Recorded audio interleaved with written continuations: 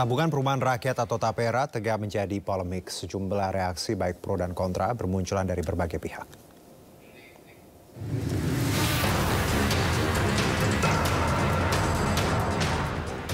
Tabungan Perumahan Rakyat atau TAPERA sedang menjadi perbincangan hangat di kalangan sejumlah pejabat politik hingga masyarakat.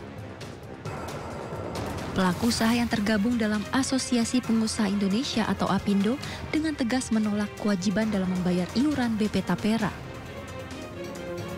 Ketua Umum APindo Sinta Kamdani menilai aturan terkait pemotongan gaji untuk iuran TAPERA dinilai sangat memberatkan pengusaha maupun pekerja di tengah pemotongan yang ada saat ini mencapai 18% seperti PPh 21, JHT, BPJS Ketenagakerjaan, BPJS Kesehatan, serta jaminan kecelakaan kerja dan jaminan kematian. Untuk itu, APindo meminta pemerintah merevisi aturan terkait kewajiban pemotongan iuran untuk TAPERA sebesar 3% dengan rincian 0,5% bagi pemberi kerja dan 2,5% untuk pekerja.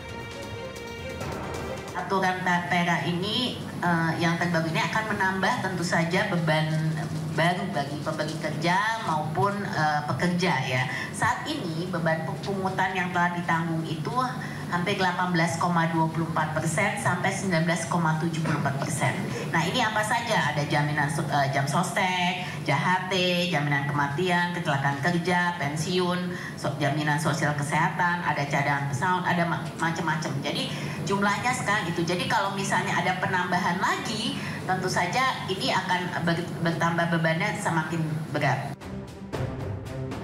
Terkait hal tersebut, Komisioner Badan Penyelenggara Tabungan Perumahan Rakyat BP TAPERA Heru Pudio mengatakan kesenjangan pemilikan rumah sangat tinggi sehingga masyarakat harus dilibatkan.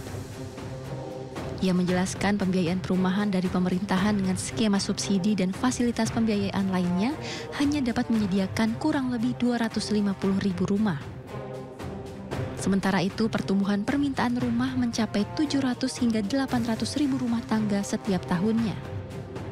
Mengacu pada indeks keterjangkauan residensial, harga rumah dikategorikan terjangkau apabila tidak lebih dari 3 kali penghasilan rumah tangga dalam setahun, atau maksimal indeks 3. Kondisi saat ini, pada 12 provinsi di Indonesia, ini data ya, masyarakat masih sangat sulit untuk menjangkau kepemilikan hunian dengan harga yang terjangkau, dengan kemampuan penghasilan mereka, bahkan di beberapa provinsi yang populasinya tinggi seperti di Jawa dan Bali, angka keterjangkauan residensialnya sudah di atas 5 atau sangat tidak terjangkau.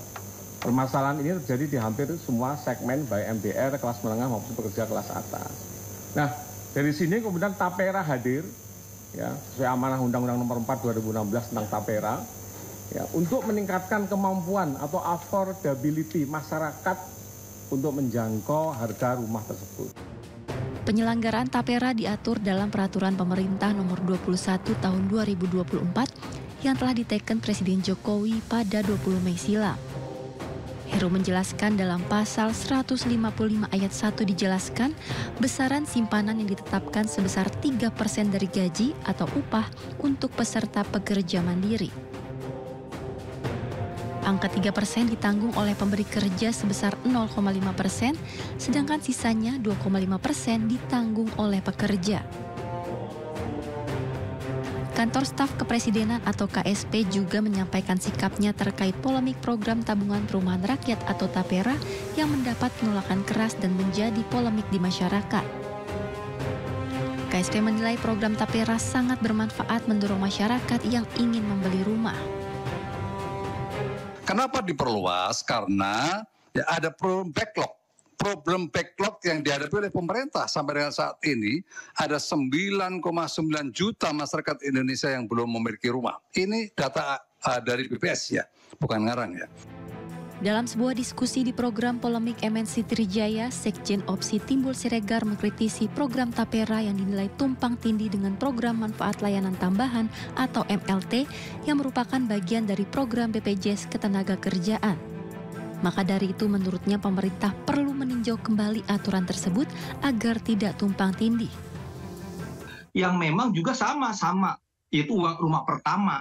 Nah tetapi di MLT ini tidak ada istilahnya MBR, masyarakat berpenghasilan rendah. Tidak ada istilahnya kemendesakan.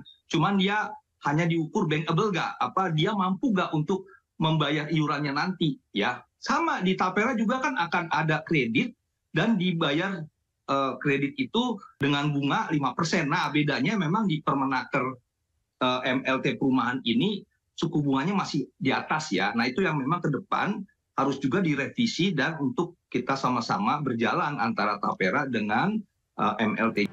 Senada dengan Timbul, Direktur Eksekutif Geprakarsa AH Mahtuhan juga mengemukakan pentingnya optimalisasi subsidi perumahan yang ada.